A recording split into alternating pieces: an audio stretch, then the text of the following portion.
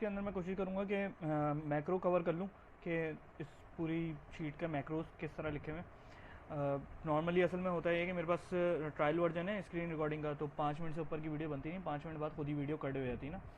ठीक है, अच्छा अब जब ऑल्टर F11 करके मैं जाऊँगा तो इस शीट की मैक्रोज मेरे पास आ जाएंगी। इस शीट की मैक्रोज में मैं आपको दिखा दूँ मॉड्यूल में। सबसे पहले तो कुछ मैक्रोज इस तरह लिखे हुए हैं कि फॉर्म्स शो हों, फॉर्म्स बंद हो जाएं।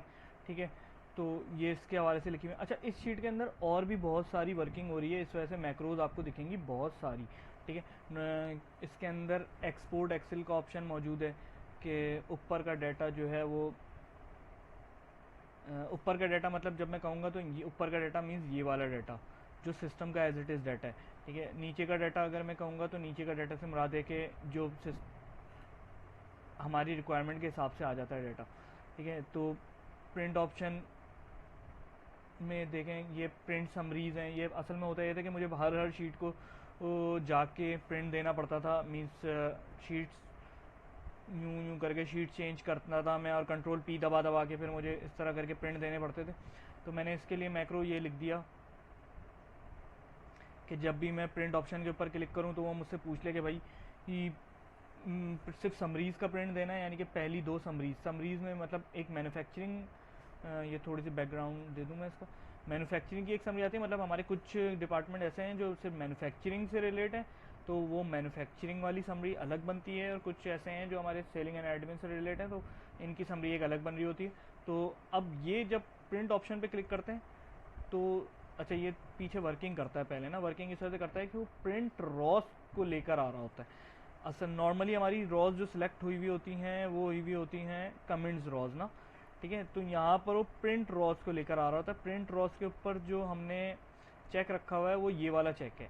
ठीक है, कि जिस भी रॉ के अंदर, पूरी रॉ के अंदर कुछ भी डाटा पड़ा होता है तो यहाँ पर उसके अगेंस्ट पे कोई ना कोई वैल्यू आ जाती है। जब कोई ना कोई वैल्यू आ जाती है तो जब प्रिंट के लिए जा रहा होता हूँ मैं, तो वो इसमें से सिर्फ जीरो वाली वैल्यूज़ को हटा देता है और बाकी रो शो करने लग जाता है। तो इसकी वजह से होता है कि हमारी सिर्फ प्रिंट रॉज नज़र आना शुरू हो जाती हैं। ठीक है, खैर ये मैं बाद में किसी दूसरी वीडियो में डिटेल में बता दूंगा। इसमें एक्सपोर्ट PDF का ऑप्शन मौजूद है हमारे पास कि सिर्फ पूरा का पूरा सारे PDF एक्सपोर्ट कर लें आप, सारी जितनी भी शीटें उन सबका एक सेपरेट बना दे, उन सबको अलग अलग बना दे, तो ये एक ऑप्शन मौजूद है इस शीट के अंदर। ठीक है, इसी तरह फिर यहाँ पर हाईलाइट वेरिएंस का एक ऑप्शन मौजूद है कि जो भी हमारे कमेंट्स जनरेट होते हैं वही सेम कमेंट्स एक अलग से फाइल में जाके उसको सेव कर दे। ये बताने का मकसद सिर्फ इस वजह से था कि यहाँ पे मैक्रोज आपको बहुत सारी दिख रही होंगी, मैं सारी मैक्रोज नहीं बता रहा, अभी सिर्फ और सिर्फ कमेंट से रिलेटेड मैक्रोज बता रहा हूँ, तो इसके अंदर नहीं है। ठीक है, अब ये दूसरे इसमें आ जाते हैं। ये है हमारा कमेंट्स का मैक्रो। ठीक है, वीडियो की रिकॉर्डिंग कितनी देर हो गई, ठीक है चलने देते हैं। ठीक है, सबसे पहले ये करता है क्लियर मास्टर शीट को क्लियर करता है। मास्टर शीट को क्लियर करने का मतलब है कि ये हमारी इस वाली शीट को जो भी प्रीवियस कमेंट हुए में इसको बिल्कुल क्लियर कर देगा। ठीक है, मैं आप स्टेप बाय स्टेप मैक्रो चला कर ही दिखा देता हूँ आपको। मेरा ख्याल है ये करते हैं कि स्टेप बाय स्टेप मैक्रो अगली वीडियो में चला के दिखा देता हूँ ताकि थोड़ी सी लंबी हो वीडियो।